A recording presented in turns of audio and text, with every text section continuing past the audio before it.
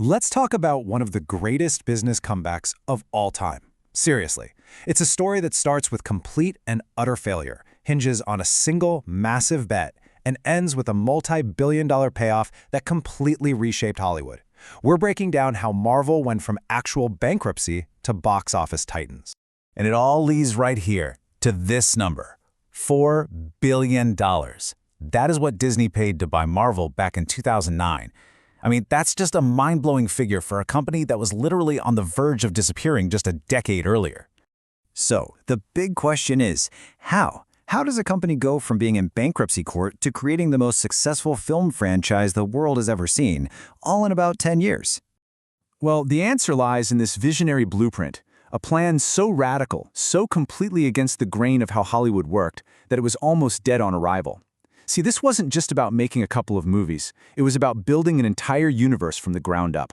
But look, to really get just how brilliant this plan was, you have to understand how truly bad things were for Marvel. We've got to go back to the late 90s, when the company absolutely hit rock bottom. So, in 1999, Marvel was officially bankrupt. And to keep the lights on, they were forced to sell off the film rights to their absolute crown jewels. We're talking Spider-Man to Sony, X-Men to Fox, and the crazy part? When those movies became massive hits, Marvel saw almost none of the money, maybe 2 to 5%. They had zero creative control, and the entire company was valued at just $200 million. They were basically powerless, just watching other studios get rich off of their own characters. Okay, so this is where our main character, David Maisel, steps onto the stage. As a former Hollywood executive, he looked at this whole mess and saw this massive, overlooked opportunity. He had a pretty radical idea. So the old model was pretty simple, right? You just license your characters out to other studios for a small fee and kind of hope for the best. Maisel's blueprint was the exact opposite. He was like, stop licensing. Let's become our own studio, finance our own movies, keep 100% of the profits, and have full creative control. But here's the secret sauce, the most important piece.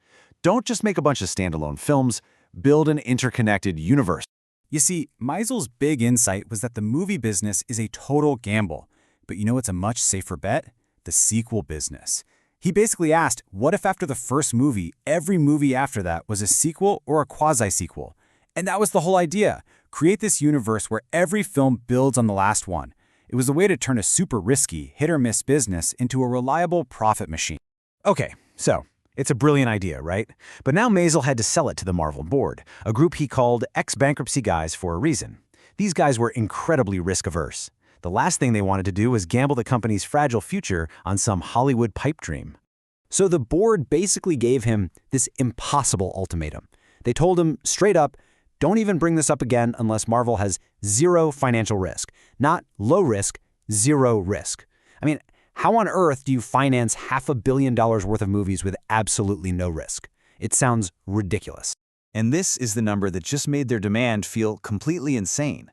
Maisel needed $525 million, over $500 million for a company that had just clawed its way out of bankruptcy. Okay, so this is where the real magic happened, the financial wizardry. Maisel structures this deal with Merrill Lynch for the $525 million using something called non-recourse debt. Now, in plain English, that's basically a loan where you, the borrower, aren't personally on the hook. So if the movie's completely bombed, Marvel didn't have to pay the cash back. The only thing the bank could take was the collateral, the film rights to 10 of their characters. And here's the truly genius part. Even in that worst-case scenario, Marvel still got to collect millions in producer fees and keep all the toy revenue. The bank would just be left holding the film rights, which, if you think about it, puts Marvel in the exact same position they were already in. It was a brilliant move. He had actually delivered a no-risk plan. So, the money was in the bank. But now, the pressure was just immense. The entire $525 million experiment, the whole future of the company, it all boiled down to one thing, making sure that first movie was a hit. So who did they pick for this make-or-break first film? Was it a name everyone knows, like Captain America? Nope, they bet the entire farm on Iron Man, a character that, let's be honest, most people considered kind of second tier at the time. In fact, another studio had owned his film rights for years and just let them expire. They basically decided he wasn't even worth making a movie about. And then they doubled down on that risk with their choice of actor. Look, Robert Downey Jr. was a phenomenal talent, no doubt. But at the time, He'd never carried a blockbuster, his personal struggles were all over the news, and he was seen as this huge insurance liability. It was another massive gamble. But the team, they saw something nobody else did. They saw that Downey was Tony Stark. The casting was just perfect. All right, so they had the no-risk financing, the B-list hero, and the star everyone thought was a huge risk. In the spring of 2008, the world finally got to see if this colossal gamble was going to pay off. And the results, I mean, they were just staggering. Paramount, the distributor, was hoping for a solid $50 million opening weekend. Instead, Iron Man just blasted past that, pulling in nearly $100 million. It didn't just meet expectations, it blew them completely out of the water.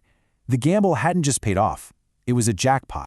And just like that, in a single weekend, the entire game changed. The blueprint was proven correct, the model worked. Marvel went from being this passive IP holder to the hottest new studio in Hollywood with 100% ownership of its own destiny. So Meisel knew this was the moment, the absolute peak time to capitalize. After a super-secret meeting with Disney CEO Bob Iger, he made a call to his own CEO, Ike Perlmutter, with a simple message: I have a buyer for the company. The success of Iron Man gave them all the leverage they needed. I mean, just look at the speed of this transformation. Bankruptcy in 1999, Maisel's visionary pitch in 2003, the no-risk financing in 2005, the blockbuster premiere of Iron Man in 2008, and then the $4 billion sale to Disney in 2009. It is truly one of the most legendary business turnarounds of the century. So when you think about the MCU, this cultural juggernaut that has defined modern blockbusters, remember it was never a sure thing. It was born from desperation, built on a single radical idea, and willed into existence against incredible odds. And it makes you wonder, what other world-changing ideas are out there right now, just waiting for a vision and the tenacity to make them real?